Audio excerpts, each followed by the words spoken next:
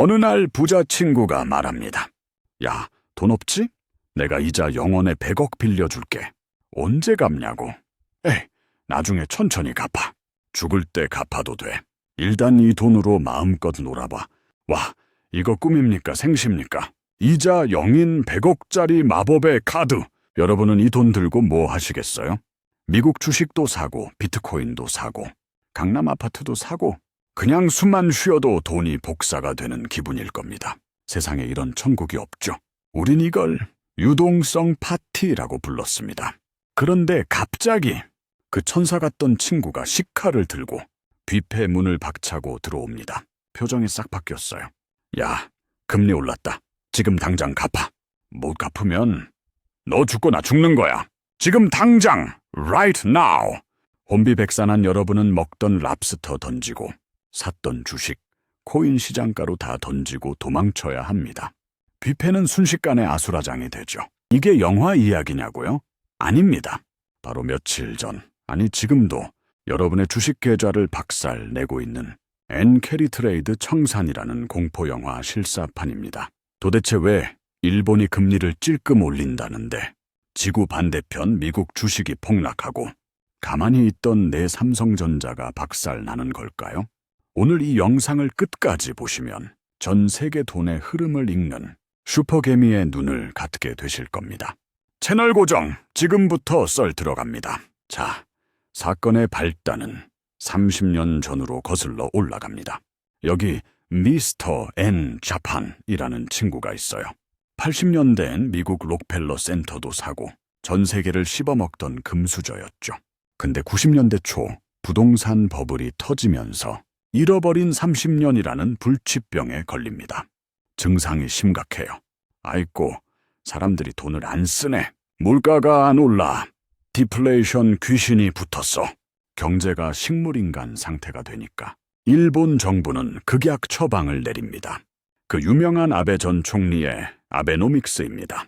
돈을 무제한으로 풀어라. 윤정이 돌려. 금리 내려. 제로 금리도 부족해. 마이너스 금리로 가. 여러분, 마이너스 금리가 뭔지 아세요?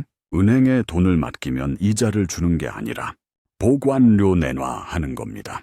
이러면 누가 은행에 돈을 넣습니까? 돈이 시중에 미친 듯이 풀리죠.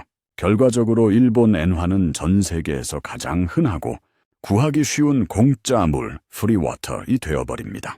전 세계 투자자들에게 일본은 언제든 돈을 퍼갈 수 있는 마르지 않는 우물이자 비밀번호 없는 글로벌 ATM이 된 겁니다. 이때부터 전 세계 금융시장에는 이상한 공식이 생깁니다. 돈이 필요해. 일본 가서 퍼와. 이자 공짜야. 자, 그런데 이 상황을 가장 먼저 이용해 먹은 건 월스트리트의 늑대들이 아니었습니다.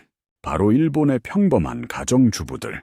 우리는 이분들을 와타나베 부인이라고 부릅니다. 일본 은행 이자가 0이니까 집안 살림하는 주부들이 남편 월급으로 고민에 빠집니다. 여보, 일본 은행에 돈 넣어봤자 이자가 없어.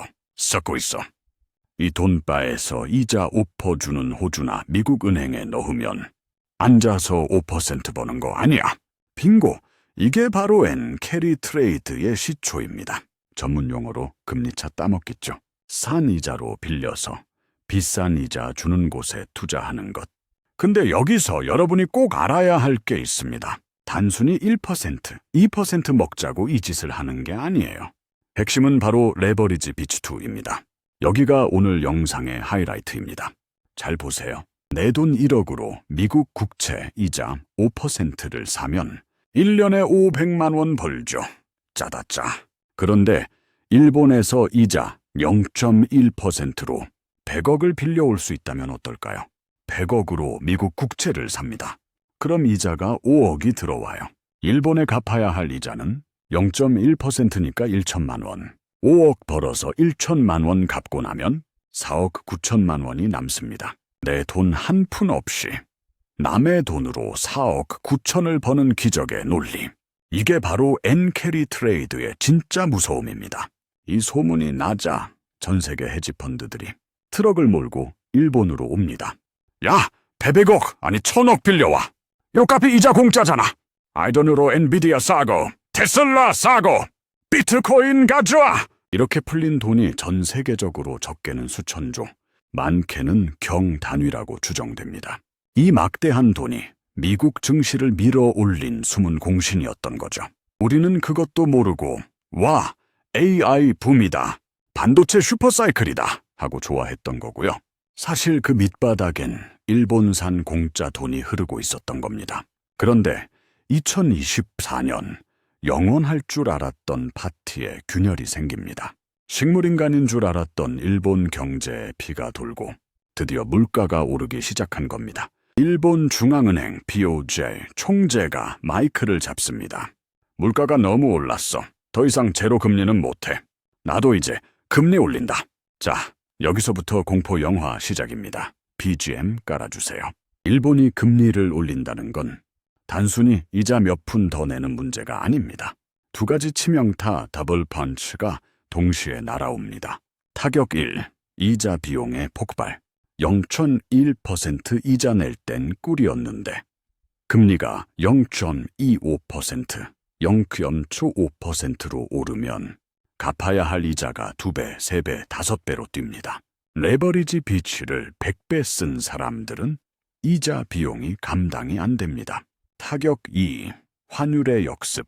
이게 진짜 킬러입니다. 사람들이 일본 금리 오르네. 돈 갚아야겠다 하고 달러를 팔고 엔화를 사들이기 시작합니다. 그럼 엔화 가치가 폭등하겠죠. 시뮬레이션 돌려봅시다. 여러분이 1달러 150엔일 때 1억 엔, 약 10억 원을 빌렸어요. 근데 갑자기 엔화가 비싸져서 1달러 선 130엔이 됐다. 내가 갚아야 할 원금 자체가 가만히 앉아서 10억이 아니라 12억, 13억으로 불어나는 겁니다. 이걸 깨달은 투자자들의 머릿속엔 딱 하나뿐입니다. Run! 탈콜해! 미국 주식 팔아! 비트코인 팔아! 엔비디아고 나발리고 다 팔았어요. 현금 만들어. 빨리 일본 갚아. 이걸 전문 용어로 청산이라고 합니다. 모두가 동시에 비좁은 비상구로 달려갑니다. 주식시장은 폭락하니까 증권사에서 전화 오죠. 고객님, 담보 부족합니다. 돈 더 넣으세요. 마진콜. 돈 없으니까 또 다른 주식 팔고. 이 지옥의 악순환이 터진 날이 바로 2024년 8월 5일 코스피 사이드카가 발동했던 블랙 먼데이입니다. 그날 주식창 보신 분들 기억하시죠? 이유도 없이 전 종목이 하한가 근처까지 갔던 그 공포. 그 범인이 바로 이 엔캐리 청산이었습니다. 근데 여기서 진짜 억울한 분들 계실 겁니다. 아니 슈카 형, 미국 놈들이 빚잔치한 건 알겠는데 왜 죄 없는 내 삼성전자가 박살나냐고요. 슬프지만 여기엔 불편한 진실이 있습니다. 외국인 형님들 입장에서 한국 주식시장은 가장 돈 빼기 쉬운 비상금 통장이거든요. 첫째, 유동성이 너무 좋습니다. 팔면 바로바로 팔려요. 신흥국 중에 한국만큼 시스템 잘 된 곳이 없어요. 급전 필요할 때 적금 깨나요? 아니죠. 지갑에 있는 현금부터 쓰죠. 한국이 바로 그 현금 지갑입니다. 둘째, 환율 전쟁의 희생양입니다. 엔캐리 청산이 터지면 엔화는 강해지는데 반대로 원화는 동네북처럼 같이 두들겨 맞거나 요동칩니다. 우리나라는 수출로 먹고 사는 나라라 환율이 널뛰면 이익 추정이 불가능해져요. 외국인은 불확실성을 제일 싫어하거든요. 에라이, 한국 일단 다 팔아. 셋째, 대형주의 비극.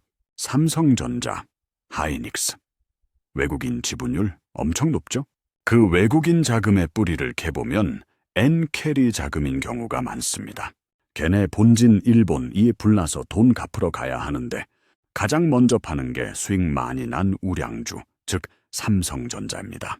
그래서 우리 증시가 유독 더 아픈 겁니다. 자, 이제 우리는 알았습니다.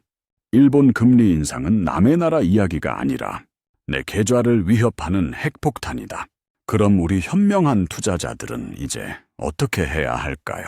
다 팔고 산으로 갈까요? 아닙니다. 세 가지 신호만 기억하세요.